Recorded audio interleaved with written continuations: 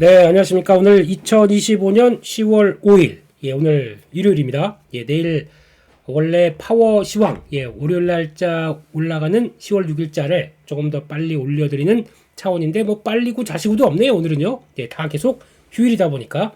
그래서, 10월 두 번째 주로 들어가는, 지금 시점, 잘 드시고, 잘 쉬시고, 그리고 또 혹시나, 저희 고향에서 아니면 저 여행지에서 같이 보내고 계실 많은 저희 가족 여러분, 잘 쉬시고 오셨으면 좋겠고요. 그래도 그 사이에 그냥 팽팽 놀고 있으면 안 됩니다. 그래서 혹시나 뉴스도 좀 챙겨보고 시장이 어떻게 바뀌었나요? 이런 것도 좀 확인해야 되기 때문에 그런 관련된 쪽들을 한번 좀 지켜보자. 라는 관점 쪽에서 종합적으로 요거 하나만 보시면 그래도 연휴 사이에 조금 좀 정리할 게 나올 수 있지 않을까 생각해서 바로바로 올려드리도록 하겠습니다. 참고해 주시고 그리고 또 화요일 날 저녁 8시에 라이브에서 또 뵙는 걸로 그렇게 하시면 될 것 같고요. 일단 마감된 이번 주의 미국 증시입니다. 분위기는 일단 추세는 그냥 양호 하지만 뭔가 좀 깨림직 항상 전고점 때 오면 그래요. 그래서 지금 미국 증시 이번에도 똑같이 눌림목 잘 받고 돌아오는데 전고점을 강하게 돌파할 수 있을 것이냐 이런 쪽에서 변화가 딱 들어오고 있고 미국 시장의 지금 첫 번째 이슈는 셧다운 이게 얼만큼 오래 갈 것이냐. 그래서 그래도 우리 지금 근데 트럼프 대통령의 관심이 셧다운에 뭐 이걸 좀 해결하려고 하는 쪽으로 가장 많이 신경을 쓰느냐 또 그래 보이진 않아요. 지금 보게 되면 우리 대외적인 걸 더 많이 신경 쓰는 것 같아서 이거 혹시나 저희 연휴 끝날 때까지 계속된다 그러면 미국 증시도 마찬가지고 우리도 영향을 조금 좀 묵직하게 받을 수 있는 이슈인데 이거 보통 이제 15일 얘기를 많이 하죠. 그래서 한 2주일 내로 어느 정도 마감이 좀 돼서 양당의 합의가 되기를 좀 기원을 하는 마음으로 이제는 뭐 남의 나라 또 야당 여당을 생각을 해야 되는 그런 입장인 것 같고요. 두 번째는 그런 가운데 이제 종목과 또 이제 시장 분위기는 그렇게 썩 나쁘지 않은데 지금 대형주는 약간 주춤 그리고 중소형주 거기다가 또 소형주가 더 강합니다. 그래서 종목 장세가 강하게 움직이고 있는 이런 상황들. 왜냐하면 대형주가 자신 있게 못 가요. 그러다 보니까 이런 때 뭐 대형주 있어봐야 뭐 하겠느냐. 비중 줄여서 이쪽으로 우르르 넘어가는 현상들이 나오고 있다라는 것들이 지금 특징이고 세 번째는 실적이죠. 미국도 이제 실적 시즌이 들어갑니다. 여기서 그러면 대형주가 다시 이쪽으로 쭉 돌아갔던 게 대형주 실적 괜찮아. 다시 컴온 돌아오세요. 라고 해서 대형주로 확 또 모습이 들어오는지 실적에 대한 분위기가 또 영향을 끼칠 걸로 보여집니다. 10월 중순 이후로 가게 되면 또 주르륵 대기하고 있죠. 금융주부터 쫙 빅테크 기업들. 그러다 보니까 이런 차원에서 연휴 이후의 변화를 같이 또 체크하는 게 중요하겠다라고 봐야 될 것 같고요.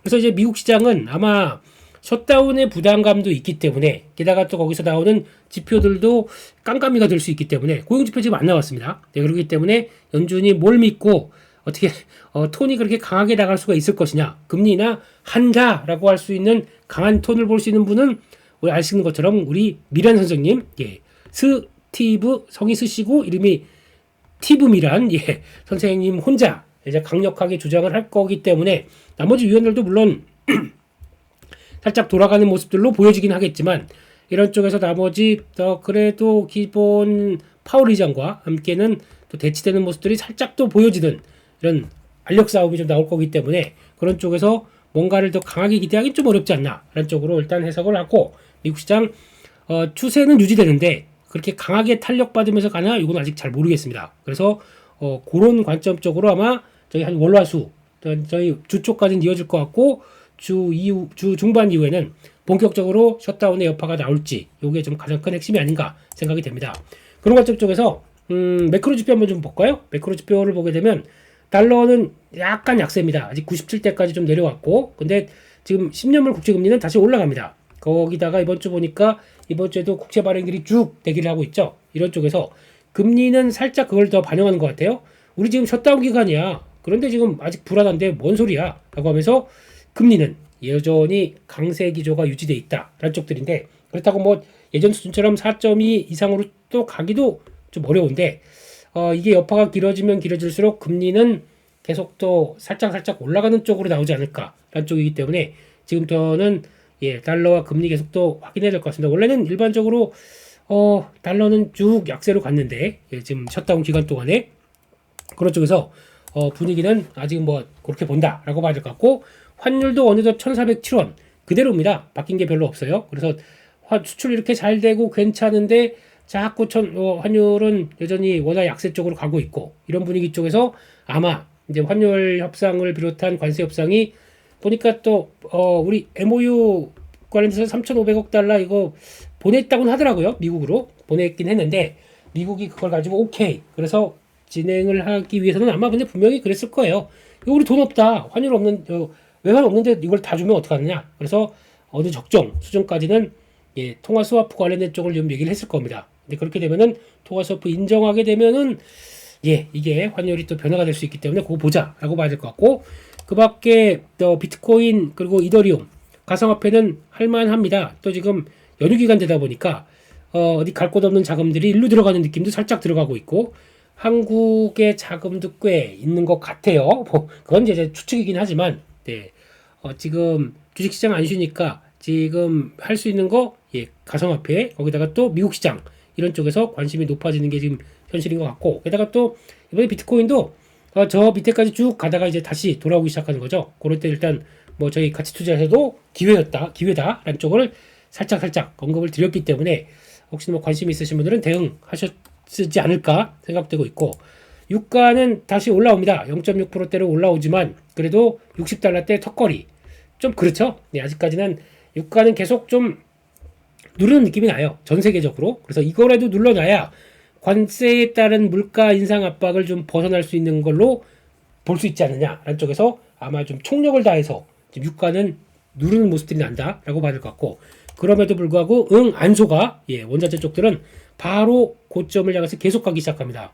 금 1%대 또 사상 최고치예요. 이제 조만간 온스당 4,000달러대를 여는 아주 예, 온스당 4,000이면 얼마입니까? 이제 와 이젠 이렇게까지 변해 있습니다. 네, 그런 쪽으로 가고 있고 금은 이제 네 그냥 거기까지 하겠습니다. 계속 쉽게 약세 흐름들이 못 가지 않을까 어떤 특별한 변화가 나와야 될 것 같아요. 그렇지 않은 이상은 이 기조가 쉽게 꺾이지 못하겠다고 봐야 될 것 같고 금을 보고 은을 단기간에 매매하면 좋겠다라고 말씀드렸고 구리는 이제 개인적으로는 수익권으로 돌아섰습니다. 아이고 그때 잘못 들어갔다가 예, 나온 게 이제 수익으로 돌아가는 모습들이고 그래서 이 원자재는 여전히 지금 시장에서 관심이 높다. 예전만큼 어차피 지금 달러 100대 미치면은 역사적으로 낮은 가격이야. 그 낮은 지수야. 그러다 보니까 이런 원자재들이 계속 플레이가 들어온다는 점들 눈여겨봐야 될 것 같고 그중에서 보니까 그래서 말씀은 안 드리지만 커피 요것도 눈길이 가요. 커피 C니까 브라질산 같죠? 예, 브라질은 관세를 매기다 보니까 그래서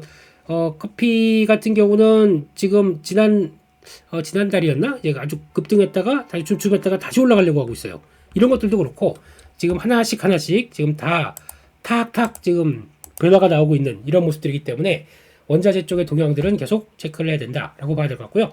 미국 시장 마감한 내용들로 보게 되면 이제 크게는 나스닥은 좀 주춤. 예, 근데 다우는 강했고 러셀이 0.7% 가장 눈에 띄는 모습들이죠. 그만큼 기술주 쪽에서도 대형주 조금 좀 이것저것 생각할 게 많아요. 좀 고민 좀 할게요. 라고 있는 모습들에서 중소형 러셀 2000 지수가 땅 또 강하게 모습이 들어가고 있다. 이렇게 봐야 될 것 같고요.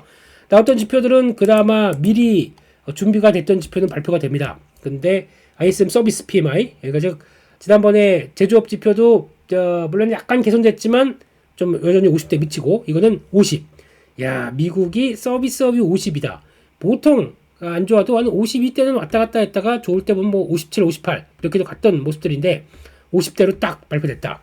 2010년 1월 이후 처음으로 50대에서 딱 멈췄다라고 볼 수 있는 거죠. 그만큼 안에 들어가 있는 것 중에서 채용에 대한 어려움들 나오고 있고 채용도 몇 번 강조드렸습니다. 저가 임금 쪽에서는 지금 많이 어렵다라고 얘기를 하고 있고 거기다가 가격 지수 보게 되면은 또 상승세로 나와서 10개월 연속 60을 상회하고 있네요. 그러니까 안에 있는 서비스 PMI 안에 있는 지표를 가지고 이제 다각도로 분석합니다. 왜냐면 지금 앞으로 혹시나 물가지수 제때 못 나오면 어떻게 이거 고민하고 있고 고용지표는 벌써 못 나오고 있는데 셧다운 때문에 그러다 보니까 안에 있는 발표된 지표 가지고 요래조래 요것저것 따져보고 있는 그런 상황들이죠. 그러다 보니까 역시나 지금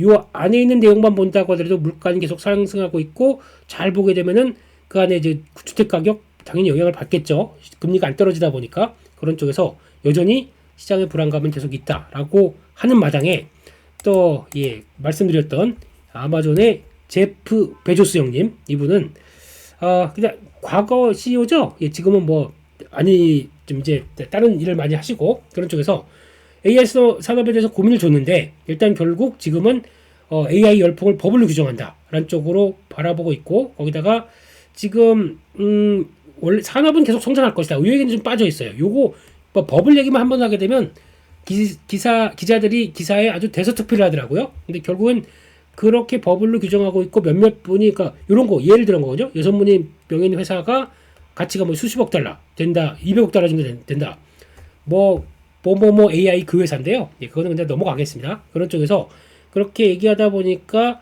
지금 약간 시장에서는 또 그래? 라고 해서 약간 좀 부담을 받는 모습들이고, 그래서 뭔가 좀 많이 올라간 거에 대한 부담이 있는데, 거기서 이런 주요 구루들이 한마디씩 하다 보니까 좀 흔들거리는 그런 모습들이 나왔고, 원래는 이게 더 중요하거든요. AI가 매우 실제적인 제품이고 모든 산업과 사회 기반 전반에 장기적으로 긍정적인 영향을 미칠 것이다 라고 강조하는, 요게 지난번에 샘 울트만 형님이 얘기했던 것도 똑같은 얘기죠. 그래서 벌블 얘기를 살짝 하고, 하지만 우리가 진짜다 뭐 이런 것처럼 요게 더 중요한 내용들로 얘기하는데, 그 전에 살짝 그 반전이라 그러죠. 그래서 얘기를 하다 보면은 지금 이 사회가 진짜 망해가는 구조입니다. 그러니까 한국 사회 이러다가 폭망합니다. 지금 분명히 장기적으로는 한국 사회 망합니다.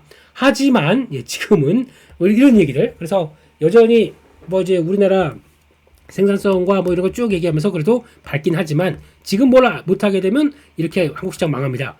무슨 제프 베조스 형님이 지금 유튜브 썸네일 따나요? 이런 식으로 강하게 뭘 얘기하다 보니까 좀 그랬다라는 쪽인데, 그냥 이것도 지나가면 잊혀지기는 할 겁니다. 그런 쪽에서. 하지만 지금 시장이 약간 고점에서 흔들흔들 하다 보니까 그런 작은 것도 영향을 끼쳤다라고 보여주고 있습니다.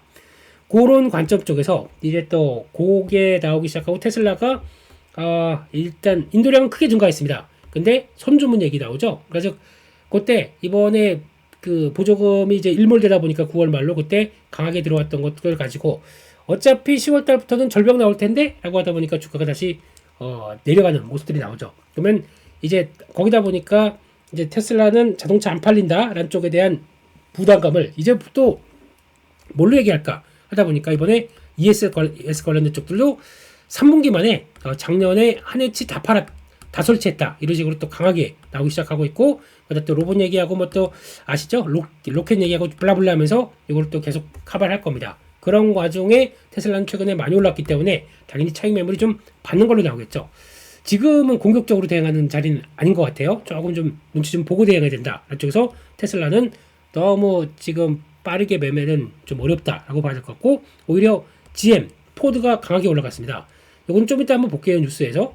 그렇게 나오면서 미국의 관세 떨어질 수 있다 안쪽들로 보면서 반응을 했고, 쿼텀스케이프 요즘 강한 종목 중에 하나죠. 전고체 관련된 쪽에서 부각을 받는데, 이거는 매매 직접 하시는 분들도 좀 계시더라고요. 근데 이거는 변동성이 무지 크다 보니까 그냥 그 정도로 보자라고 봐야 될 것 같고요. 그 밖에 엔비디아는 약보합대 나오고 있고, 나머지 AMD도 좀 약하고 그런 모습들이 있는데, 오히려 마이크론 테크놀로지는 이번에 결국엔 그거예요. 오픈 AI가 펼쳐지는 스타게이트 프로젝트에 지금 삼성전자, 하이닉스가 다 들어간 겁니다. 쉽게 말씀드리면. 그래서 이 안에 들어오고 너희들이 거기서 메모리는 책임져라 라고 하는 쪽인데, 마이크론도 당연히 이제 들어가는 쪽으로 나오겠죠. 하다 보니까 영향을 끼쳤고, 하지만 거기서 지금 중국 수출 규제 얘기가 나오기 시작하면서 관련된 어플라이드 모터리얼과 관련된 종목들 최근에 좀 오르다 보니까 좀 부담스러워요. 그래서 필라델피아 반도체 지수는 조금 하락해서 마감됐다라고 봐야 될 것 같습니다. 그런 분위기였고, 조금 한 2.7%면 좀 빠졌네요. 그런 것 같고, 램 리서치는 조금 좀 버텼고, 이런 쪽에서 들어왔다고 봐야 될 것 같고, 게다가 AI 관련된 종목들은 요즘 뭐 그냥 중구난방입니다. 제가 이건 뭐라고 말씀 못 드리겠어요. 템퍼스 AI, 뭐 C3AI.com 이런 거는 그냥 차트 보시면 아실 거예요. 그냥 그렇게 보면 되겠다 라는 쪽들이고, 대형기술주가 조금 좀 약해요. 재미가 없습니다. 요즘 한 2달 동안 정체 애플만 강했고요. 그런 쪽에서 나머지 종목들 보니까 앱러빙 정도만 쭉 추세 움직이면서 강하고, 약간 좀 변동폭 커질 때가 됐습니다. 그런 거 좀 보시면 좋을 것 같고, 메타는 약하고, 이거 한번 중요한 지지권까지 좀 이탈되다 보니까 좀 묵직하고, 실적 발표를 반전이 나올지 이거 좀 기대를 해야 될 것 같고요.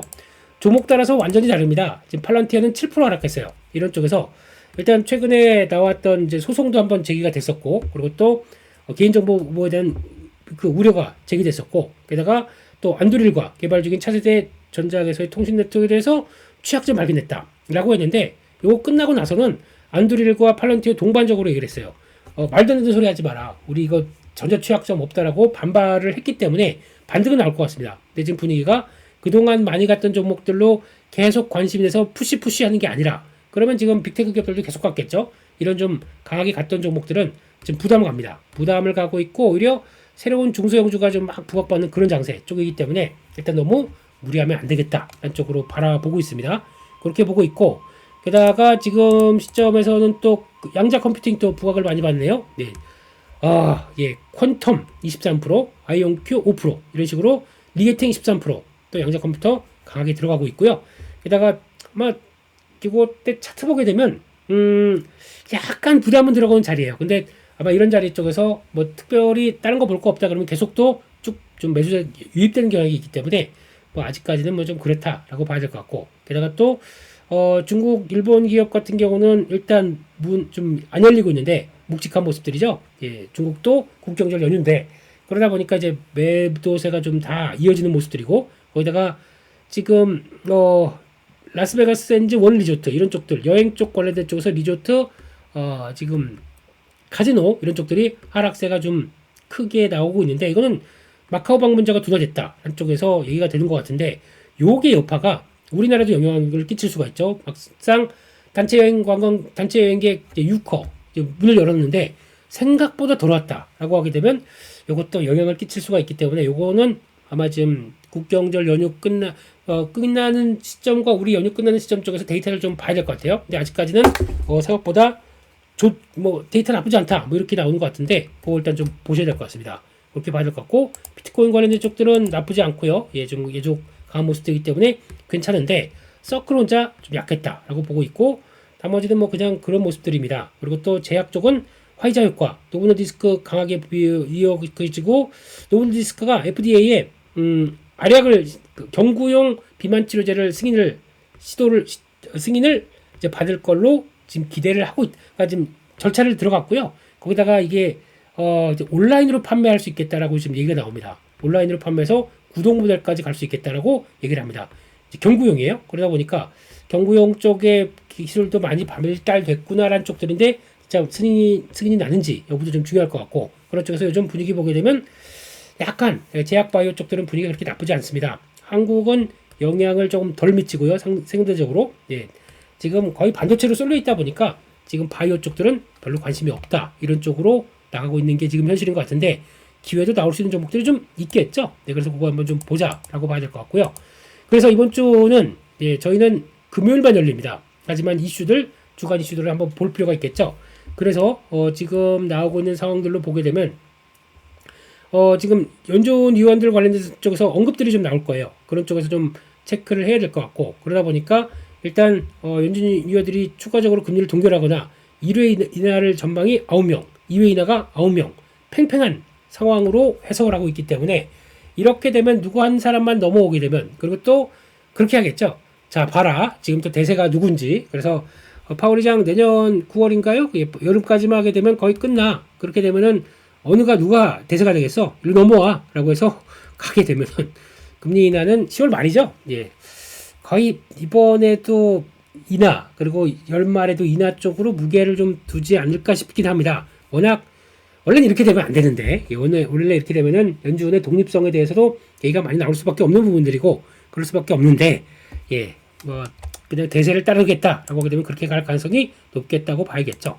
그런 쪽에서 아마 지금 경기지표 발표가 제대로 된 게 안 나오고 있기 때문에, 발언들 때 가지고 많이 또 시장이 바라볼 것 같습니다. 화요일 날은 카시카리 총재가 AI와 경제, 또 괜히 버블 얘기 이런 거 하게 되면 조금 좀 불안하죠. 이렇게 되고 있고, 또 스티븐 미란 연준 이사가 또 이제 헤지펀드 등을 벤처로 참여해서 대체자산 금융규제 얘기를 하다 보니까 암호화폐 얘기들이 또 화요일 날 또 약간 또 영향을 끼칠 수가 있습니다. 그래서 화요일 날 쪽은 그거 한번 보시면 좋을 것 같고요. 그래서 그렇게 되면 막상 가상화폐 뛸지 모르겠지만, 근데 당연히 우호적인 발언 하겠죠. 예, 그런 것들과 함께 변화가 나갈 수 있다는 거 좀 체크를 해야 될 것 같고요.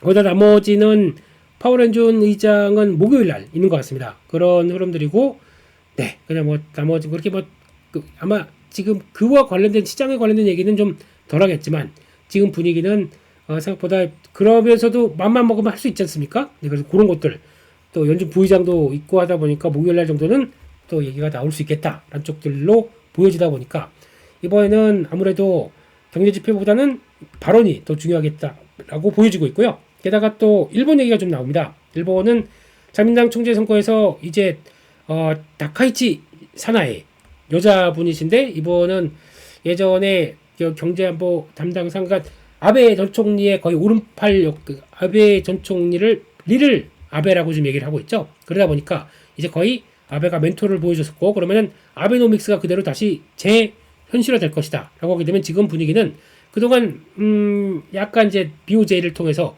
금리 인상에 대한 얘기를 조금씩 더 나왔던 부분들이 이거 이제 사라질 것이다 라고 있고 아마 그러니까 지금 분위기로는 금리 인상은 비판적으로 나올 거고 엔저는 계속 가속화될 것이다 라는 쪽으로 보다 보니까 최근에 그래서 일본 증시가 생각보다 조금 강하게 움직이면서 나왔던 흐름들의 좀 역할로 보여지고 있습니다. 이렇게 되면은 엔캐리 얘기는 이제 쑥 들어갈 수밖에 없어요. 그러면 다시 잠깐만 엔저가 계속 강화될 것 같고 금리는 미국 이제 더 이상 못 올릴 것 같다라고 하게 되면 엔캐리 쪽으로 다시 활성화되기 시작하게 되면 이것도 글로벌 전반적으로 버블을 만드는 조건. 네.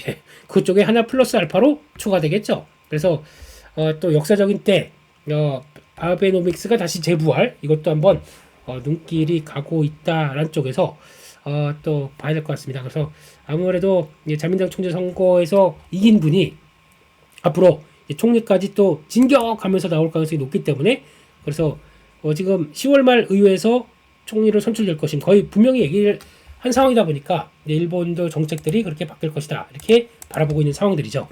그렇습니다. 그래서 일단 주요 이슈를 보게 되면은 아까 말씀드렸던 내용들이 거의 전부 다고요. FOMC 인사로 공개가 되는데 그거는 지난 거긴 하지만 지금 팽팽한 상황 쪽에서 연준 의원들 발언 가지고 미국 시장의 큰 그림은 또 출렁출렁 움직일 수 있겠다라고 봐야 될 것 같고 저는 이거 중요할 것 같아요. TSMC 9월달 매출 잘 나왔겠죠. 잘 나올 것 같고 네, 거기서 변화들 보는 것 같고 거기다가 또 소비자 심리지수 미국 쪽에서 나온 것들 이 두 가지가 주 후반에는 중요하게 보여줄 것 같다. 근데 목요일날 발표하고 그 다음에 저희가 바로 연결되는 또 금요일날 시장이 시작되다 보니까 요것도 눈길이 좀 간다라고 봐야 될 것 같습니다.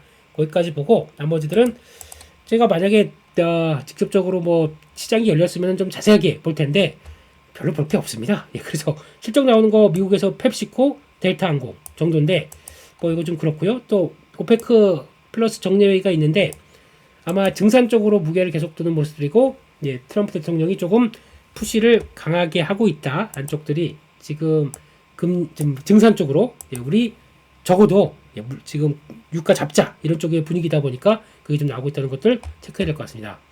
또 기간 사이에 지금 금토일 이때 나왔던 뉴스를 몇 개 좀 보게 되면요. 나름대로 주요 뉴스라고 하고 뉴스만 이번 계속 이제 해석을 한번 좀 해보겠습니다. 코인베이스가 삼성과 파트너십을 맺고 삼성의 원래 앱을 통해서 7,500만 갤럭시 사용들에게 암호화폐 접근성을 제공한다. 즉 이게 무슨 얘기냐면 저희가 이제 삼성 카드만 쓰는 걸로 알았는데 삼성 카드 안에 앱이 있죠. 그 원래 전자지갑 이걸 통해서 이제 코인베이스와 연결을 시켜서 변화가 나온다. 이건 의미가 있는 것 같아요. 근데 그러면은 이게 관련 수혜주가 뭐냐라고 하게 되면 혹시나 또 이제 코인베이스가 당연히 더 가장 주요 수혜 쪽으로 보겠죠. 그런 쪽으로 보고 연결을 이쪽으로 시킨다 보니까 그러면 이제 터치식 NFC 방식으로 터치식으로도 이게 넘어갈 수 있을까? 이건 잘 모르겠습니다. 근데 뭐 이제 나중에 예전에 나왔던 얘기들이에요. 그래서 그러니까 둘이 만나서 그걸로 터치를 해서 이게 넘어갈 수도 있겠다라는 쪽이 있는데 그렇게 나오기 시작하게 되면 훨씬 더 예전처럼 뭐 전자지갑 주소 알고 뭐 왔다 갔다 하는 것보다 조금 더 그러지 않을까 하는 생각도 혼자 해보고 있습니다. 그래서 접근성은 이제 많이 높아졌다는 쪽이고 그렇게 되면 우리나라에서 혹시나 스테이블 코인 네, 이게 아마 원하는 제가 보기엔 그냥 그렇게 아직까지 기대 못합니다.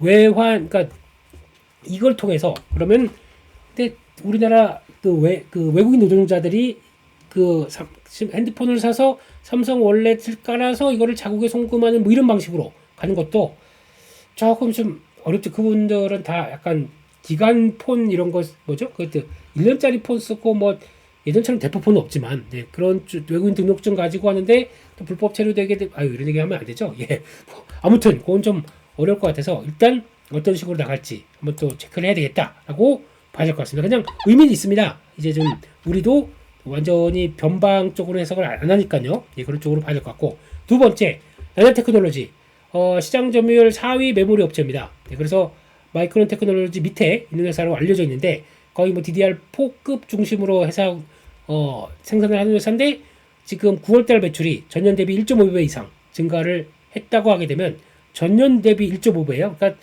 상당히 많이 늘어난 거죠. 그래서 생각보다 그 실적이 좋다. 이걸 봤을 때는 이제 마이크론 테크놀로지도 그렇고 이제 조금 이따 발표될 삼성전자의 실적도 메모리 쪽에서 레거시 쪽들은 강하게 변화가 나오지 않겠느냐 이런 것들이 확인될 수 있겠죠. 분위기 나쁘지 않습니다. TSMC보다 오히려 난야의 실적들이 더 눈길이 가는 모습들이에요. 그래서 기대는 점점점 커지고 있다라고 봐야 될 것 같고요. 이겁니다. 미국 차량 생산을 위한 대규모 관세 완화 검토. 그러니까 즉 미국에서 차량을 생산하는 기업을 대상으로 해요. 그래서 트럼프 대통령이 그렇게 만든다라고 하다 보니까 여기서 미국에서 생산 비중이 높은 회사를 쭉 댄다. 그러면 포드 1위, 토요타, 혼다, 테슬라, GM 요 정도입니다. 요게 미국 내 생산 비중이 높은 기업들의 리스트인데 이렇게 되다 보게 되면 현대 기아차는 그러면 우리도 포함되는 거 아니야? 잘 보시게 되면 38에서 42% 정도, 40% 정도밖에 안 됩니다. 그러다 보니까 지금 토요타 절반, 혼다 70% 이렇게 되다 보니까 오히려 이쪽에 대한 수혜가 높지 않을까라고 지금 시장이 반응하는 정도죠. 현대 기아차는 80%를 이제 미국에서 생산하겠다고 하는 목표를 2030년도에 갖고 있습니다. 많은 이거 노조와의 협의 사항들이겠죠. 아니 단가 높은 북미 생산량을 다 거기 가서 하게 되면 우리는 뭐 하라고 이런 쪽이 나올 수가 있기 때문에 현대차 그룹이 잘 이런 거 돌파를 시켜야겠죠. 아마 기대감은 있는데 이게 그대로 주가에 반영될지는 모르겠습니다. 이거 조금 좀 아쉬운 뉴스죠. 아직 미국의 생산 투자를 열심히 해서 그쪽으로 넘어가려고 하는데 여러 가지 좀 관건들이 있다라고 받아보니까 아직은 본격적으로 영향은 좀 덜하겠죠. 그런 쪽인 것 같고 그 사이에 나왔던 내용들을 보게 되면 외국계 IB나 흐름 쪽에서 분위기가 그렇게 나쁜 것 같지는 않아요. 블룸버그에서 나온 기사는 K-팝 잊어라. 이제 코스피가 한국의 최신 히트작이다. 아주 이런 거 잘 썼네요. 그런 쪽에서 이제 지배구조 개선 얘기 나오고 있고 거기다가 코스피 급등을 이끌고 있고 거기다가 지금 삼성전자, SK하이닉스가 글로벌 투자들의 관심을 갖고 있다. 이러다 보니까 일단 요걸 통해서 EPS의 상승, 이건 다 얘기 나오는 거죠. 요거 이제 정부 지배구조 개선 밸류업으로 밸류를 또 올리는 현상이 나온다. 그러면 두 가지가 좋게 나온다. 그러면 이게 앞으로 주가를 이끄는 동인이다. 라는 것들을 밑에 모건 스탠리가 또 한 번 더 얘기를 했어요. 12개월 코스피 목표치를 4,000포인트로 상향한다. 라는 쪽으로 봐야 될 것 같고요. 그래서 PR을 13.4배 정도까지가 보고 그래서 글로벌 금융위기 이후에 아시아 시장 평균보다 소폭 높은 수준. 왜 높은 밸류를 줄 수 있겠느냐? 그거는 아까 말씀드렸듯이 정부의 역할, 기업기배구조부터 밸류업이 역할이 하다 보니까 과거에 한국의 PR 선행 PR로 한 10배 정도면은 거의 그냥 다 왔다 생각을 할 정도인데 그보다 30%를 더 주려고 하고 있어요 지금요. 그 의미가 뭘지를 잘 한번 봐야 될 것 같습니다. 그런 쪽에서 중요한 역할이 반도체 쪽들이 해주고 있다라는 쪽들도 눈길이 가고 있고요. 또 그 다음 뉴스는 터키가 이제 제2원전건설에 대해서 미국, 한국과 협력을 검토한다라고 하는데 이거는 너무 크게 생각을 안 쓰겠습니다. 터키는 완전히 말로는 뭐 우리가 형제 나라 어쩌고 저쩌고 터키가 아니라 이제 투르키에 얘기를 한다고 하더라도 자세히 보게 되면 여기 내용들이 신규 원전 건설을 위해서 러시아, 중국, 캐나다, 한국과 다 간보고 있네요. 러시아, 중국은 이제 다 그런 쪽들이고 거기다 또 프랑스 얘기도 나옵니다. 미국, 캐나다, 프랑스 원자력 관련 협력들 다 있다 보니까 한국이 제일 뒤쪽입니다. 그래서 아마 터키 관련된 쪽에서 한 며칠 전에도 터키 원전 수주액이 좀 나왔었는데 제가 보니까 가격 면으로만 아주 그냥 정치적인 논리 없이 가격 논리와 납기만 본다 그러면 한국이 돼야 됩니다. 그렇게 못 되는 이유는 이제 러시아, 중국 아마 요즘 중국하고 상당히 가까워졌거든요.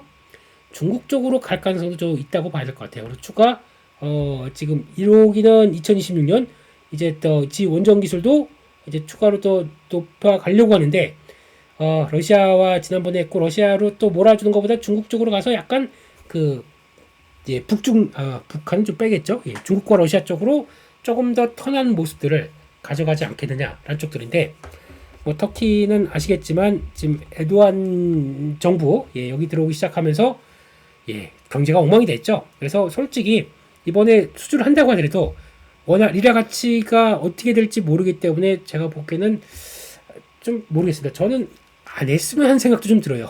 들쭉날쭉하는 그런 환율을 갖고 있는 입장 쪽에서 참 경제가 나라를 망치던 대표적인 케이스가 저는 이번에 터키인 것 같습니다. 내용 들어보게 되면 거기 또 우리도 지금 유럽 여행 가기 전에 터키 많이 들으지 않습니까? 갈 때마다 물가가 팍팍 떨어지고 있고 그런 걸 봤을 때는 저렇게 저런 이제 나라에서 참 사는 게 얼마나 힘들까라는 생각도 드는데 잘해야죠. 그렇습니다. 그런 쪽이고 또 마지막 기사는 트럼프 행정부가 그린란드 히토류 광산 개발 회사의 지분을 인수 검토한다. 그래서 요 CRML 이거 급등하면서 시간으로 66% 올라갑니다. 뭐 주가가 얼마 안 해요. 그러다 보니까 당연히 그런 것 같고. 근데 이 기조가 뭐냐면은 일단 미국 행정부가 좀 재미 붙이기 시작했어요. 지난번 인텔처럼 우리 들어가서 좀 지분 투자한다라는 쪽으로 나오게 되면 그만큼 기업 입장 쪽에서는 안정된 정부의 이제 투자금이 자본으로 들어오기 시작해서 좀 활용을 할 수가 있고 이런 작은 회사들 같은 경우도 그만큼 히토리에 대한 관심이 높아지고 있구나라는 쪽과 함께 거기다가 또 광물 기업들에 대해서도 영향을 좀 이제 약간 영향력을 키워서 거의 이제 정부가 주도하는 쪽으로 간다라고 하게 되면 그만큼 안정적인 모습들이 나올 수 있지 않겠느냐라는 쪽들이 나오다 보니까 이렇게 관련된 종목들이 왜 약간 테마식으로 움직이는 것 같아요. 미국의 행정부가 투자하는 회사들 리스트 이런 것들. 그래서 지금 얘기는 수백 개 기업이 정부 투자를 요청하고 있다라고 하고 있습니다. 그런데 미국은 쓸 돈도 참 많아요. 그런 상황 쪽에서 돈 들어갈 때 많은데 지금 현재 예산은 정체돼 있고 그런 상황들입니다. 그런 쪽에서 일단 이런 거는 이제 테마가 될 수 있기 때문에 거기 들어간 대상들 히토류라는 것들 들어와 있다는 것들 보시면서 계속 관심 있게 또 보고 대응할 준비를 해가는 것도 좋지 않나 생각합니다. 거기까지 말씀드렸고요. 또 뉴스 또 몇 가지 연결돼서 왜냐면 뉴스가 되게 많아요. 이번 쉬는 사이에 그런 쪽에서 몇 가지 한번 더 보고 빠르게 지나가 보도록 하겠습니다. 아파트입니다. 아파트 별빛이 흐르는 다리를 건너 왜 서울에 내 아파트는 없느냐 이런 쪽의 모습들인데 상승폭이 4주째 확대 다시 올라가기 시작합니다. 광진구가 13년 내 최고 상승률. 저는 에어클래스 때 이런 얘기 올해 초부터 되게 많이 드렸었거든요. 그래서 이제 준비 좀 하시라. 혹시나 집 파실 분들 아니면 혹시나 지금 관심 가시는 분들은 우리 회사로도 이번 이제 동향 보니까 사시는 게 좋겠다라고 말씀드렸는데 광진구 여기가 또 서울의 그러니까 저쪽에 고덕 이쪽 천호동 이쪽에서 이렇게 쭉 올라오는 또 그 미사리 이쪽에서 쭉 올라오는 또 중심으로 들어가는 딱 입구죠. 광진구가 당연히 부각을 받을 수밖에 없죠. 그럼 반대로 이렇게 쫙 보게 되면 제가 부동산 이거 아닙니다. 그냥 혼자 생각하는 겁니다. 저쪽에 미아동에서 이렇게 쭉 내려오면서 딱 걸리는 쪽들이 어디가 있을까요? 여기도 만만치 않을 것 같습니다. 제가 보기에는 광운대, 청량리, 회기 이런 쪽들이죠. 이것도 저평가된 것 같고 혼자 생각하는 겁니다. 그냥 그렇다라고 보시면서 역시나 부동산은 쉽게 공급 확대 의미 있는 쪽에서 서울에서 빡 나오지 않는 이상은 이런 현상이 계속될 겁니다. 그러면 문재인 정부랑 똑같아요. 계속 규제로 잡는다. 규제를 못 잡습니다. 부동산 더 올라갑니다. 이런 현상이 나올 수밖에 없는데 그러면 자금을 그러니까 좀 시중 유동성을 줄인다. 줄일 수가 있겠습니까? 지금 분위기 쪽에서 지금 활력소를 찾겠다고 계속 지금 빌려서라도 좀 예산은 집중하겠다는 쪽이기 때문에 그런 걸 잘 생각해 보시고 지금은 인플레이션이 강하게 부각받는 시대 M2라고 하는 시중 유동성이 증가하다 보니까 풀린 유동성은 당연히 인플레이션을 자극하고 그런 반대로 실물 경제, 실물 자산들은 경제가 아니죠. 실물 자산들은 빡 부각을 받는 현상 이게 우리도 벌어지고 있다는 현실 이걸 생각하게 되면 어떻게 대처할지는 제가 더 이상 얘기 안 드리겠습니다. 조금 길게 나가게 되면 또 뭐 정부 뭐 정책 뭐 아니면 또 정치 이런 쪽으로 얘기를 하실 거기 때문에 여기서 빠지겠습니다. 알아서 하실 분들만 잘 무슨 얘기인지 아실 겁니다. 거기까지 보시고요. 또 보다 보니까 지금 또 바나나 우유 또 품절 이렇게 나오고 있는 것 같은데, 이거는 9월 말 10월 초에 나왔던 얘기예요. 그래서 지금 최신 데이터는 아닙니다. 그래서 지금 10월 3일까지 10월 1일까지 그래서 3일 동안 나왔던 내용들을 보다 보니까 전주 대비해서 100% 이상 늘었다 이런 쪽들인데, 요게 이제 진행되는 게 더 중요할 것 같아요. 그래서 저희는 아마 요거를 끝나기 전에 뉴스나 데이터를 보고 좀 확인을 해야 될 것 같기 때문에, 요거는 이제 또 중국 소비주들이 다시 한번 세론인지 아닌지를 판단할 수 있는 기준이기 때문에 이거 좀 보자라고 봐야 될 것 같고, 또 세 번째 이쪽들은 이건 의미가 있습니다. 삼성 디스플레이에서 폴더블 출하량이 40%가 아이폰용이다. 그만큼 지금 갤럭시가 팔리긴 팔리는데, 갤럭시보다는 지금 더 아이폰으로 폴더블이 더 잘 팔릴 것이다 라고 해서 갤럭시보다는 아이폰에 대한 기대가 더 크다고 봐야 되겠죠. 갤럭시는 지금 해봐야 500만 대 정도쯤, 500만 대 팔리나? 하여튼 요 정도로 지금 잡아가는 것 같아요. 그런 쪽에서, 폴더블 쪽에서 아마 그렇게 아직까지는 이번에 폴더블 7이 잘 팔린다고 하지만 대세가 될 수 없습니다. 근데 아이폰은 2026 선보이고 2027년 가게 되면 2,500만 대 정도까지 예상을 하고 있는 수준이다 보니까, 이렇게 되면 확 커지는 거죠. 그럼 그 큰 거를 40%가 삼성 디스플레이가 담당한다. 뭔가 게임이 바뀔 모습들이에요. 그렇게 되면은 어떤 식으로 이제 지형이 바뀌냐라고 봤을 때, 폴더블 관련된 쪽에서 패널을 보게 되면 지금 이제 올해부터도, 그러니까 올해 1분기 때도 삼성전자가 SDC죠. 이게 딱 턴할 수 있던 가장 큰 배경은 갤럭시 그 폴드 플립 7이 잘 만들어져서 시장에서 반응이 좋았기 때문에 이렇게 턴합니다. 이렇게 되면은 아마 이게, 그러니까 이거는 그 출하량 증가되는 모습들을 보여주는 거죠. 근데 이제 출하량 자체가 40% 증가율이 아닙니다. 이건요. 40%가 이제 그럼 그걸로 들어간다. 그러면은 지금 볼까요? 대부분 다 중국 업체들이었는데, 중국 업체들 다 하향되는 추세인데 삼성만 이렇게 들어간다. 그리고 또 BOE 거의 가장 묵직했던 이 BOE가 이렇게 살아날 듯 하다가 아이고 기회를 이번에 놓쳤죠. 그래서 미국으로 못 들어간다. 아이폰으로 못 들어간다. 대체 두 번째 세컨 벤더가 안 된다라고 하게 되면 SDC 독주 요 자리를 아마 LG 디스플레이가 채운다라고 하게 되면, 한국의 디스플레이는 또 모바일 쪽으로, 폴더블 쪽으로 부흥 나올 수가 있겠죠. 요거는 의미가 있을 수가 있기 때문에, 이렇게 되는 기조가 내년 초까지 보여준다 그러면 아마 다시 증설하고 투자하고 장비 쪽 소재적들이 좀 변화가 나올 것 같습니다. 그게 실적에서 확인이 될 것 같아요. 그렇게 되기 시작하게 되면 이쪽도 이제 반도체를 보는데, 반도체 이외에 플러스 IDC 쪽에서 나오는, ITC 쪽에서 나오는 디스플레이 쪽도 하나 영향을 끼칠 수 있기 때문에 계속 눈여겨보자라고 봐야 될 것 같습니다. 거기까지 말씀드렸고, 또 이거는 좀 공부를 좀 해야 될 것 같아요. 광 반도체, 실리콘 포토닉스, 이 또 드디어 문이 열린다라고 봐야 될 것 같습니다. 지금까지는 기판이 이렇게 쫙 있으면 여기가 움직이는 신호가 전기로 갔는데 빛으로 간다. 그렇기 때문에 데이터 전송 속도 발열 높인다. 한쪽에서 실리콘 포토닉스에 대한 관심이 높아진다. 한쪽들도 봐야 될 것 같은데, 이거는 TSMC가 이제 이렇게 연결되기 시작하겠죠. 그런데 그렇다고 해서 우리한테 영향을 끼치느냐?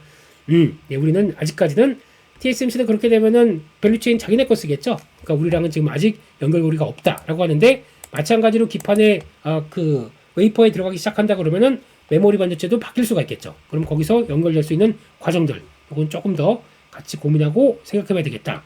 삼성전자도 2027년부터 상용화를 목표로 들어가고 있고, 그러다 보니까 하이닉스도 일본 반도체 업계와 협력해서 적용하기 프로젝트를 추진. 아직은 추진이고 상용화는 조금 멀었죠. 그렇기 때문에 그렇게 보여지고 있다라는 쪽으로 눈길이 가고 있습니다. 마지막으로는 요거 하나에로스페이스가 이제 드디어 미국에도 진출하려고 지금 분위기를 막 또 몰아가고 있는 것 같습니다. 미국에서 현대화 프로젝트에 따라서 자주파 사용과 미국의 생산 납기 같은 세부 요청을 그냥 약간 입찰 공고하는 거죠. 입찰 공고를 쫙 붙였더니, 이거 관련해서 이렇게 할 거고 한번 좀 납품 의향서 제출해라 라고 했더니, 한화가 어이쿠 기회가 왔습니다. 우리 들어갈게요 하고 이제 두루룩 보냈습니다.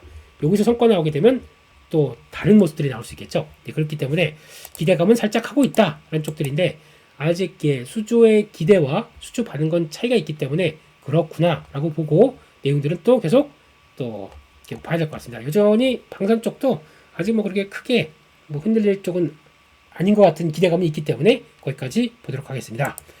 그래서 이번 주는 국내 증시 뭐 안 열리고, 미국 증시는 말씀드렸듯이 미국 증시 매매하신다고 하더라도 종목적으로 좀 빠르게 움직일 거예요. 그렇기 때문에 그걸 타겟을 맞추고 매매하신다 나쁘지 않습니다만, 저라면 지금 그냥 이게 정상적인가에 대한 얘기는 못 드리겠어요. 네, 그렇기 때문에 아주 뭐 이게 미국 시장의 대세로 계속 갈 것인가 이것도 모르겠어요. 그렇기 때문에 그냥 종목 중심의 매는 그냥 바이앤홀드로 가는 것보다 저는 그냥 이제 딱딱 대응해서 올라가면 챙기고 해서 좀 짧게 보는 전략들이 훨씬 더 좋겠다라고 보고 실적 시즌에 어떤 미국 증시의 방향들이 가는지 확인하면서 거기에 트렌드를 맞춰가는 게 좋겠다 그렇게 바라보고 있습니다.